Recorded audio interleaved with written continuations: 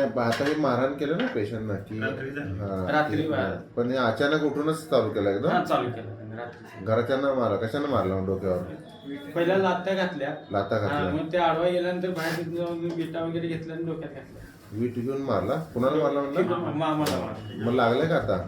3 टाके भेटले. टाके घातले अशी होते डोक्यात. ते. ते पण सकाळी ते ते सुद्धा ते काय वाद विषय काढून काय घातला का अचानक उठूनच अचानक मारा नाही तुम्ही मला त्रास द्यायला तुम्ही मला त्रास द्यायला लागला. तुम्ही मला त्रास द्यायला आईला मारलं, आईला पण मारला त्यानंतर आजीला मारलं, आजीला पण मारला त्यानंतर मामा थांबवल्यानंतर मामाचं मामाला पण मारला त्या मध्ये थांबवलेला मामाला पण मारला. ठीक आहे आता कसं होतंय अजून काय सांगणार आहे तुम्ही म्हणजे मी सांगतो कशी ट्रीटमेंट असते काय असते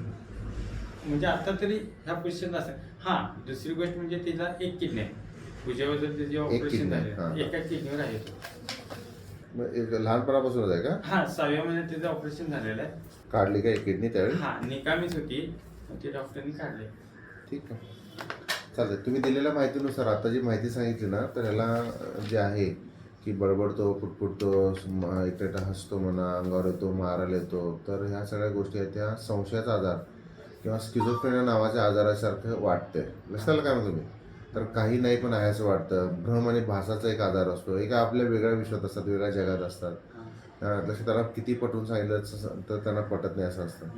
तर ह्याला कसं हे डोक्यातले रसायन असतात डोपामिन नावाचं केमिकल असतं ते वाढल्यामुळे असं होत असतं आता बरीच कारणं असू शकतात पण शक्यतो ते आहे तर आता ह्याला काय करू शकतो आपण हे काउन्सिलिंगनं फरक पडत नाही ह्याला पहिला असतो औषधोपचार औषधानं प्रयत्न करून बघायचं आणि दुसरं असतं ते जे घातक आहेत आता जसं मारहाण केला टाके पडले होय की ना जीवावर बेतण्यासारखं असतं तर अशा लोकांना आपण ॲडमिट करून इंजेक्शनचा पर्याय निवडावा लागतो लक्षात काय म्हणतो मी ठीक आहे बसा 2 मिनटं बाहेर तुम्ही बसेल ना 2 मिनटं बाहेर आता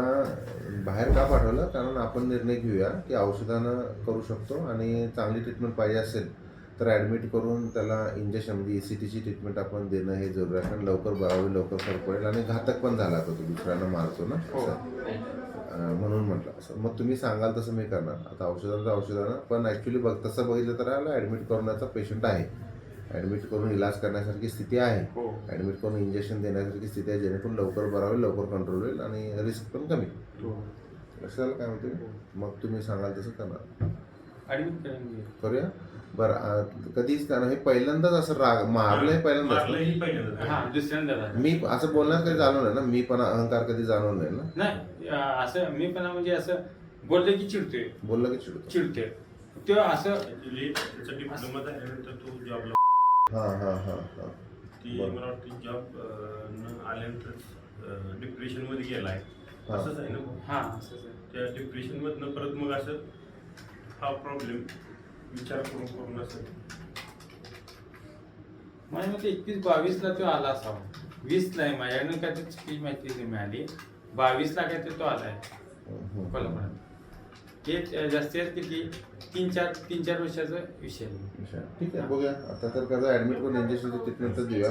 तर फक्त मी पण अहंकार जर असं जाणवलं तर आपण त्याला ते वेगळी ट्रीटमेंट असेल मग औषधच ॲडजस्ट करायचे असतात बाकी काय नाही बघूया काय झालं सर जॉब बरोबर नाही करायला सांगितलं मला आला निरोप आला पहिल्यांदा झालाय की दुसऱ्यांदा पुन्हा होते त्यामुळे ते शॉक झालं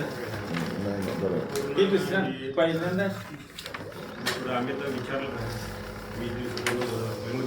हां नाही करायला सांगितलं त्याला प्रशांत सर आहे त्यांना भेटत